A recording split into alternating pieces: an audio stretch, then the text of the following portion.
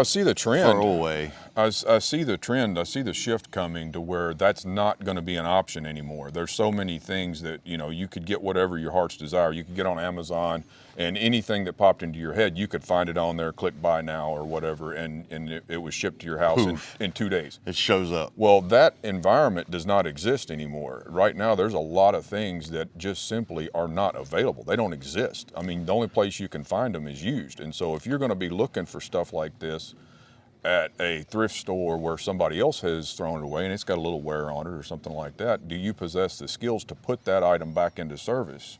Well, first to even recognize that it's worth purchasing, Right. that it's worth repairing. Yeah. Because I mean, we do that all the time. We go to Goodwill and we try to find like good wool clothing, and it's very hard to find. Yeah. It's very hard to find anything